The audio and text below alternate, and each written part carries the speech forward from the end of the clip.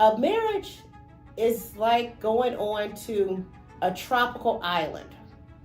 So if you're on a tropical island, it's beautiful. It could be beautiful, wonderful, calm winds. But every now and then you get a hurricane. And a hurricane is life and issues. And a hurricane will come and sweep through. But as long as your foundation is God, I believe that when the hurricane comes, you'll get back up. Oh, that's how I look at it. Really, I found marriage to be. My name is Dionne Webster-Cox, and welcome to DTWD. That means Direct Talk with Dionne. And I'm here because I want to tell you something about myself. I'm a mother, I'm an attorney, I have Webster Law Office. I also am a business owner. I am a person who believes in just freedom. I'm for freedom of the people. I'm for that. But I wanted to just start this podcast, not because podcasts are so popular right now, because you can go Google me. I had a show called the Dionne Webster Show back in 2007. You remember that? I do remember that. See, I'm not new to the game. I'm true to the game. And finally, my niece told me a couple of years ago, whenever it was, she's like, you should do a podcast. And money wasn't quite right. Because it wasn't the time. Sometimes if the money's not right, it's just not the time. Because the time could be right, but the time's not right if the money's not there, right? That's true. I think so. So money just wasn't right. And then as a result, I know I have a publicist, and she told me about a podcast, I think earlier this year. And when she mentioned that, it kind of sparked something in me. Then as a result, I went back to my niece and I said, okay, why don't we do it? Let's do it. So I think the name is a working title, but I really like DTWD. That's where we're going to sort of stick with that. And now, that's who I am. What's the reason for the podcast?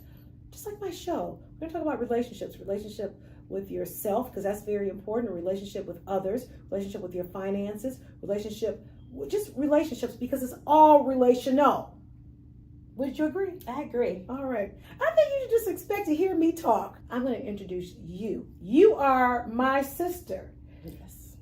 Dr. Wendy Webster-Jackson. Dr. Wendy Jackson. Do you have any other aliases? Dr. Renakas. Yes. Okay.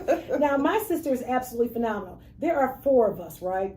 And of the four of us, I always say Wendy's the smartest, then Lil Don, and honestly, Latoya's pretty smart too. And I kind of consider myself last in the group. And that's coming from me being an attorney. And I can go and explain why I think all of that. But that's how I've always recognized and appreciated and respected your intelligence.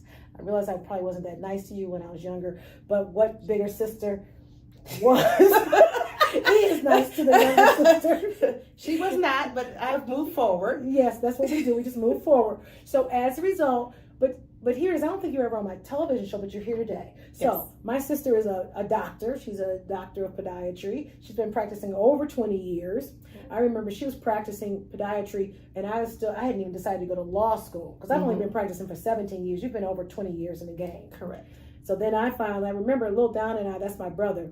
We were all at Eastland Mall, some mall, and he looked at us, or he looked at me, he's like, yeah, why don't you just, when you'll be the doctor, why don't you just go to law school? Mm-hmm. You remember that? Mm-hmm. I remember him saying that, and I was like, yeah. Even though our mother told me I was going to go to law school. Mm-hmm. So you are a doctor, you're my sister, you are a business owner, you are a wife, yes. A mother. Mm-hmm. I'm a mother too. And you are also a caretaker, because you care for our father, our sister Latoya, her son. Yes. And your two children. You've got a 2-year-old and a 10-year-old. Yes, and I have other children also. That's right. I don't want to forget about them. You got Kalisha and Kalana. Uh-huh. You count the other ones too? Brittany. Brittany. Oh, you can't forget about Brittany's number one. I saw Brittany come out the chute. Come out the canal. Thank you, of course, Brittany. I remember that. All right.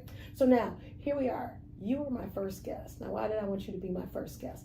I wanted you to be my first guest because you're going to, and Brittany, your firstborn, came up with the topics. Okay.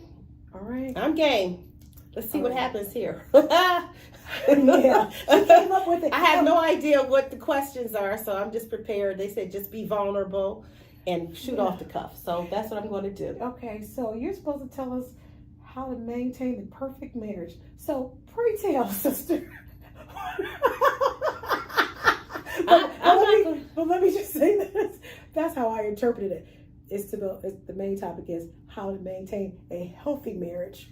Well, what I can say is my marriage is not perfect, but it is long and it is wonderful because I have a wonderful husband. Okay. We've been together since we met back in March 2001. My best friend Vita introduced me to Damien. She was her husband's best friend. So she introduced him. We were together ever since. We did not get married right away. We dated for 7 years, and we had a child, which we lost. Then I think we got engaged after 7 years, and then we moved in together for about 6 months, and then we went off and eloped in Vegas. But my brother was there, and his girlfriend at the time. And I think we eloped because Dionne went off and eloped with her daughter's father. And they had to show us how it was done, what you're supposed to do with getting married in Vegas. So we got there and we got married after them and on September the 7th, 2007. Oh my gosh, I got married 777. Yes. Her ex-husband, I'll never forget his words saying 777. He did say it like that. Got that so high. Well, it was 777. And that means it's gonna be miraculous because of those sevens. Well, moving forward, so to my marriage. It was miraculous because Anaya is a miracle. Anaya is miraculous. So he was absolutely right. He didn't know what it was supposed to be, what the miracle was supposed to be. Mm-hmm. But the miracle was Anaya. Yes. Okay. So for that, I thank him. I have no problem. Okay. So then we were married in 2007, and we've had our challenges. He's had certain medical issues that need to be addressed, but they're being addressed now. So, you have to, and I'm going to say this, a marriage is like going on to a tropical island. So if you're on a tropical island, it's beautiful. It could be beautiful, wonderful, calm winds, but every now and then you get a hurricane. And a hurricane is life and issues. And a hurricane will come and sweep through. But as long as your foundation is God, I believe that when the hurricane comes, you'll get back up together. Okay. And go through. That's how I look at it. Really? I found marriage to be indentured servitude. I found that I had to work and work and work and work and work and work. But I was going to stay with it. Mm-hmm. Honestly, I was going to stay with it. I would not have divorced him. He divorced me. But I would have stayed with it because our parents stayed married until mom died. But I would have stayed with it. But it was indentures. It was pure, like to quote my one client, it was pure OD hell for me. But that doesn't mean that I wouldn't do it again. Because I took Kevin Samuel's advice and I went ahead and I got a psychiatrist and I went to a personal trainer. So I had to get my mind right, right? And I had to work on working out. So I've been doing that. And guess what? I'm going to be a lot nicer this time. Next time I get married, I'm going to be a whole lot nicer. I'm going to be a totally different person. I promise. That's probably a good idea to be nicer. I'm going to be nicer. Yes. I'm going to be nicer. That sounds good. I swear on God, I'm going to be nicer. Okay, be nicer. Yes. So, but that's all I can say is basically just have God as your foundation. Because to me, a marriage is a covenant under God. And as long as both people understand that, they won't allow external forces to come in to disrupt the marriage. And that's how I look at it. So, but it's still working. It's only been 17 years and we've been together over 20 years. So, and I still love him because he's so cute.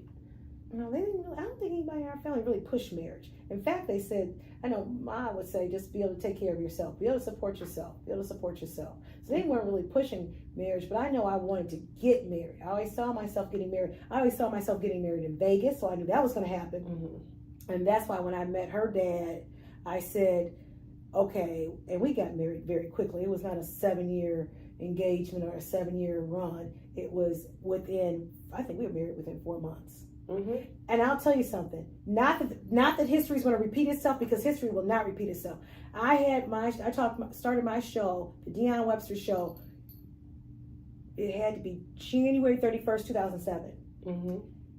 And I was married. I met him, went on the first date with him maybe in March of 2007. And we were married July 7th, 2007. Mm-hmm. So I would honestly say, for me, I won't do that again.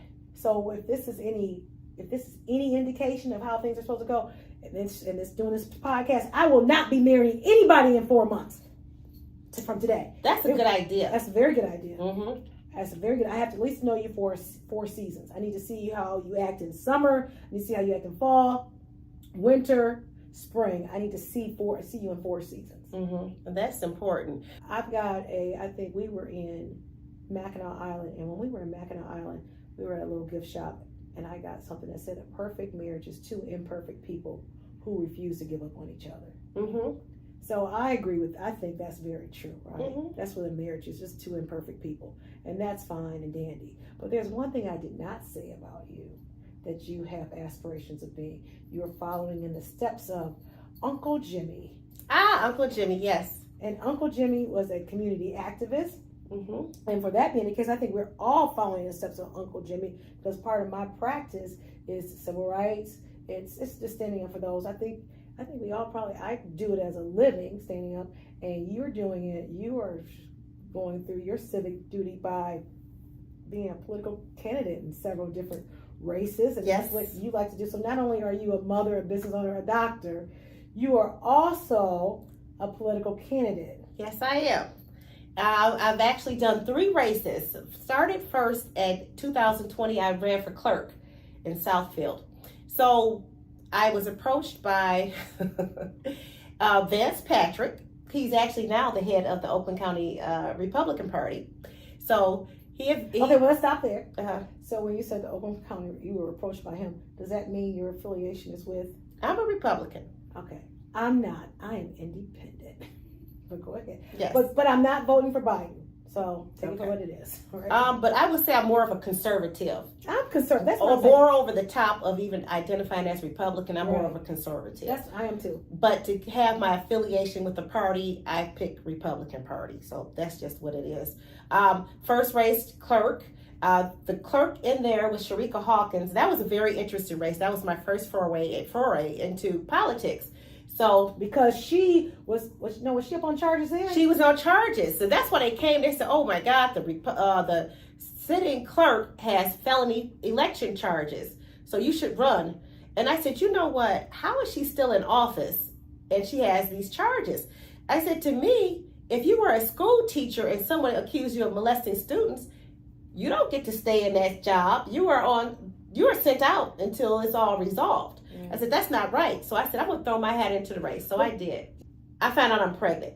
Oh, right. So I have to run this whole race pregnant. I never mentioned it to anyone, any of the other Republican people or anyone. So I'm just going along, and they're just looking at me as I'm getting bigger and bigger. They think I'm just eating a lot. So they just looking at me like... Just stress eating. Yes. They're like, "Oh, my gosh.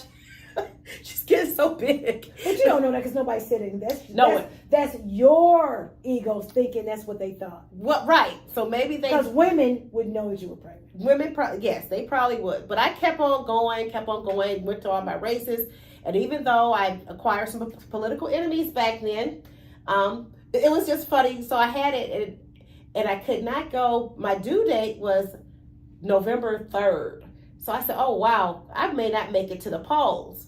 And I did not make it to the polls. My son came October 31st. So I had my little Halloween baby. And I asked, and I had a C-section. And I told my doctors, I said, "But I have to get out of here to get to the polls. How am I going to, I'm a candidate." Did you even get to vote for yourself? I had done it earlier. Okay, so, because you wanted to vote. you wanted to go out to the polls so you could continue talk to people, yes, and keep canvassing the neighborhoods. So they said, absolutely not. If you try to leave here, we will tie you to the bed. I said, okay, fine. So I had my surrogates, which I met some very good friends, and they were out there passing out cards and literature. So that was my first race in 2020. And so I said, they came up. It was a state rep race, the next race, 2022. And my opponent was Jason Hoskins. So he was on the city council. He was beloved because he was so sweet and nice. So they said, okay, you get to be state rep. And I said, oh, he doesn't get to go and just become state rep without competition. I'm going to go against him. So, but the thing about Jason Hoskins, and I don't think I've ever met the man, so I don't even know him. But he was kind of running on the platform that he was gay, right? That was his big platform. I will be the first openly gay black legislator. So, that's all you got. That's all he had, literally. And gay, he was a man. He was a man. And gay, talking about your sexual preference. Yes. Well, we all like men. I hear you, but and I said, hey, what's the difference? I like men too. Right. So I love men too. Right. So that was there, and it continued on. I ran that race. I did not win, but I did better than the first Republican that ran the race for state rep in this area. Got 500 votes. I got close to 10,000 votes. Good. So I turned some seats. Like some people say, right on. Right on, right. But now you're in another race. I'm in another race. I'm in the 18th District, Oakland County Commissioner's race. Okay. Yes. So you're doing that, and now you're running, and you'll find out in November. In November. I did not get primary, so I go straight through. All right. So now that's fine. So now but the nice thing about it is that you've learned from the past experiences, right? Yes. And now you are doing things differently? Yes. And that's what I think what counts. Yes. I've moved forward. So now if my husband's uncle and his wife have defamatory signs against me, I'll just laugh and keep walking. I think that's a good thing. Yes. Because we had a situation where you were charged. I was charged. You were charged with assault and battery. No, disorderly conduct, and disturbing the peace, and assault and battery. Yes. I should know because I represented her. She represented me, yes. I did represent you, and we won. Yes. Not guilty. Not guilty. All charges. Dionne Webster-Jackson. She did that, and I was politically railroaded. I did not do anything that they claimed, but I did have an argument with him. But he wanted to go and lie and say I jumped on his back, I beat him up, even though it was witnesses, it was cameras. But the funny thing is, that came out of this whole thing is that they now insist on having cameras throughout the schools in Southfield. So that's a good thing. That's a very good thing. So, I've been working on things, and you never know how God is going to take a situation and change it for better. But however, they are still, my political adversaries, but it just let me know I must be making it pretty good in politics to have my own protesters that come to protest me. I'm honored everyone has that. And it's always a family member that does it. So thank you very much. So now, how has that affected your family life running for these different elections? Well, campaigning, running for office is a job in itself. So it's late nights, it's last minute meetings, it's running here, running there, always engaging with the people. So how it affected my family life is that I think it made us closer in a lot of ways because we did it as a family. So my husband, the kids, I got them little t-shirts they would wear. They would go canvassing for me and with me. My husband's been my biggest supporter. But you all work together on it. Yes, you have to work together. Well, I know he's very proud of you. Mm-hmm. I know, at times, but when it came down to it, he was proud of you. He stood up for you. He didn't like what his uncle did whatsoever. He didn't like that whatsoever, and he was highly invested in the trial as far as what happened. And so were the children. They were witnesses, and I was so proud of my nephew Quinn who testified, and I was proud of my niece who testified. And what did they say? She just told us to tell the truth. That's what she told us to do, tell the truth. Because that prosecutor, and I don't remember her name. Lydia. Okay. It's not important. They can always look it up and find out if they wanted to. I'll tell you. Okay. But because that's still sister counsel. Yes. Okay. That's your sister council. She is not mine. She is someone that when I am elected, we will just see. We're going to have to just make some changes. She has a job. What you going? Oh, it doesn't matter what changes you gonna make because she got a job. She works for the main prosecutor out there, whoever that Karen McDonald. I don't know who. Karen McDonald. Okay, even though I'm mainly Wayne County because that's where I live, Wayne County, and I just have an office here in Oakland County. But I am part of the Oakland County Bar Association, so that's important. Well, it's important. But I say all that to say that I was very happy to see what we told the children, and was to tell the truth. Just tell the truth. And that's what I tell all my clients. Just tell the truth. Just tell the truth. Just tell the truth. Tell me the truth first so I can know how to handle it. Tell the truth and we can go forward. And yes, that prosecutor did try to everything in her power to get those kids to say that we asked them to lie. And that just wasn't the case because that's not even who I am. And that's not even who you are. Because at the end of the day, what I always say is, I told my daughter this when she was very young. I said, let me tell you something. Go tell. You can go tell anybody everything what I'm doing. I said, because honestly, I think I'm right. But somebody else may hear and be like, what the hell? That's some psycho bullshit she doing. And I just wouldn't know. So I want you to tell. Go tell because to me, I'm not doing anything that is secret. My life is not a secret. So you go tell if it's something that hurts you, that does this, that does that. Now, yes, have I yelled at her? Absolutely. Absolutely. And if you need to go tell it, go tell it. And let that person come to me and we'll talk about how I yelled at my daughter and we'll talk about what she did and how it wasn't. I didn't go upside her damn head with it, right? You just got to allow her voice. Yes. And that's what happens sometimes, right? You have to. Well, you have to do that with these children. So, she didn't get an extension cord. I can tell you that. Yeah, my dad used to whip me with the extension cord. Me too. But I think it was for the best. I turned out okay. So I have a good, strong sense of what's right and wrong. That's how I look at it. I did not like those extension cords. I didn't say I liked it. I said it made me a good person.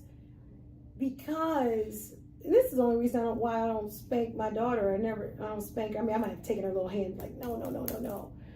But I've never like taken a belt and like beating on her or anything like that. I've never done that because I never wanted her to think that's what love was. So I never did it, right?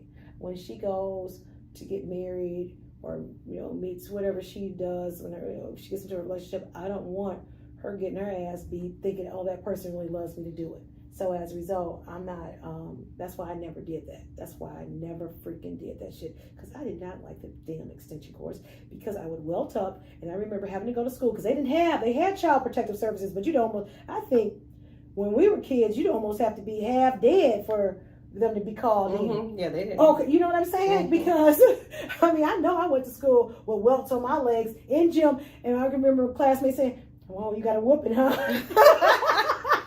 Yeah. Wow. Yeah. What'd you do? Let a boy in the house, which was good. That was right. Deserved I never punishment. did that. Right. Extension cord, really? That's what he was used to. That's what was the way he was disciplined. I don't use that with my children, I but I will whip them. Yes, I will. Yes, if they need it, yes, they will. Very rarely they need it though, but they will get it. I'm not against that. I like disciplined children. I discipline her, but my discipline is more. I probably will curse her start a little self out. I will do that. Right. I guess my discipline is more mental, more emotional. Well, that could be, but I just want to teach the children. Life is not fair, and certain behaviors will give you certain consequences. Absolutely. And the parents are the first ones that have to teach consequences. And in the home, I think so, because a lot of these parents want to be their child's friend. I don't believe it. I tell my kids, you're not my friend. Now, once you're grown, you're in your own career, you don't have to ask me for money, then we could be friends. But Brittany and I are friends. So we're going to have a spa date when I get to Atlanta. The rest of the kids, we're not friends. When I get to Atlanta, I want to see Brittany. But we're not going to have a spa day because she's going to be working for me. Well, that's fine. But I'm going to have a spa day. Very good. I'm going. Yes, very good. So that'll be very relaxing for you. See, I don't know what my daughter's going to do. I don't know. My time hasn't come yet. I just count every year. I'm like, okay, we got through 14. We got through 15. Now we're in 16. Let's see how that's going to go. All I know is what I would do with her was, and this all goes to, because you're raising children with, not Brittany. Brittany was an exception. She's your first child. But you're raising children in a 2-parent home, right? Mm-hmm. I'm co-parenting Mm-hmm. with Anaya's, with my ex-husband, because I was married, and her dad, right? I am co-parenting with him. So what it is that for me, I probably do things a lot differently. I'm probably a little, remember when she had the first little boyfriend, and she wanted me to hear the conversation because she had it on a speaker. But what happened was, she had it on a speaker, and I had this deep old voice. Deep ass voice. What the hell's in my house? Like this deep voice. I mean, talking like a big man in my house. I was like, this is a girl house. We don't have men here. And I had a chance to talk to myself. Well, where are you invested, sir? Do you have a passport? Where have you traveled to, sir? Mm-hmm. Tell me, what do you have? What stocks do you have, sir? Mm-hmm. Do you have crypto, sir? Because that's only a penny, less than a penny, a coin. What do you have, sir? Oh, nothing. Crickets, nothing. Yeah, I said, you know what? Stay in your own lane. Because she was just in 8th grade. I said, what's wrong with you that you can't get somebody in high school? Something's wrong with you. Mm-hmm. I said, you damn molester. Mm-hmm. That's what I said. Well, if your boy is in high school, he does not need to date middle school He girls. does not. Why are you in that pool? Yes. Why are you in that pool? Mm-hmm. Something's wrong with you. Mm-hmm. Go with your Go with ilk. Right. Your ilk are the high school girls. So That's it. Couldn't get a high school girl. He was too weak. Right. So then he's trying to get in this pool, and these girls just happy to get some damn attention. Mm-hmm. And I said, I tell her, I was like, wait a minute, no, something's wrong here. So hopefully the lessons that I've taught her, and then also I would have her look at Fatal Attraction and come on. And Fatal Attraction, you get to see the relationships when they get involved at 14 and 15, and the girl gets pregnant, and then the guy nobody can afford the baby, then the guy ends up killing her. And I said, see what happens? You see what happens? So that's one of my deterrents for premarital sex, is showing what can happen, and how you better be able to take care of your baby, which is another thing my mother told me, be able to take care of your child. So I don't think anything's wrong with that. Nothing's wrong with that. Mother always said, pay your rent and your babysitter. I just always remember that. That's right. You gotta have your babysitter. You gotta have a place to live. You gotta have everything else can be hooked and cooked until you make it. I know that I relate that, or consider that. You can say pay your babysitter, pay those people who help you, who work for you, who are doing services for you. And I agree with that. Pay your people. So wait a minute, we even talked about marriage, the perfect marriage, which ain't so perfect, right? Ain't so perfect. It's not a perfect marriage. We talked about children. We've spoken about my situation, and we've talked about your candidacy and your attempts, which were just a constant build up to the next round. And that's what I'm about. You don't stop at the first time. You don't stop unless it's something you really didn't want to do. Correct. Then I think you stop. Okay? Correct. But because I liked it. And I kept on. Even though I've gotten beat up, I've been, I laugh because I saw a movie on my Korean shows. I love Korean shows. That's one of my favorite things I watch. And their political dramas are so much different than our political dramas. And the one politician said, unless you've been beat up, you're really not doing this politics right. I said, you know what? I've been beat up. I've been arrested, denigrated. But I don't give up. I got back up. I'm back in the race. And now I have more support. They had to see it. They had to see, was I tenacious? And that's the type of person that I am. But I'm not a true politician. Like, I don't know who to talk to, where to talk to. I just know I need to talk to people to get my point out. But I am a task-oriented person. So when I'm elected and they say, hey, we have a project that we need money, then hey, I'm going to go out there and get that money from the state, because the state is over the county. And I'll make sure we have certain funds to get you what you need. I'm going to try my best.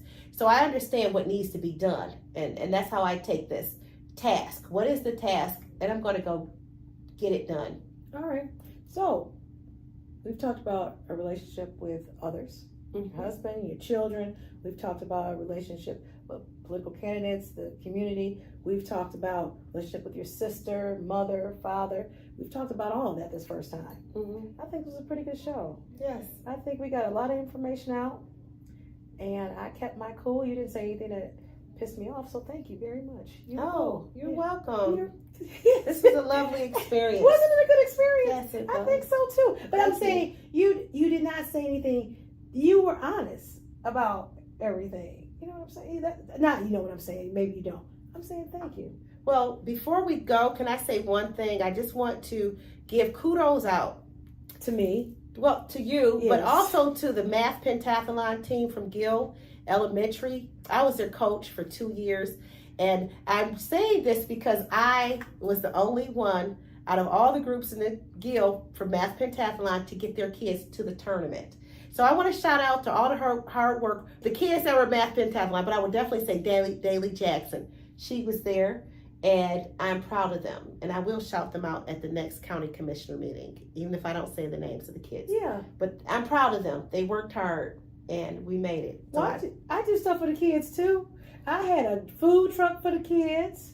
I did a pizza party for the kids. We do stuff for the kids. So they're that's important. wonderful. The children are our future, and Children I are believe our they future. need to be educated and guided morally. That's where I'm going to stand. That's my hill to die on, to take care of the kids. So that's all I wanted to say for my part. And thank you so much for having me. Oh, you're very welcome. You did good, Wendy. Thank you. You did good. All right, that's good.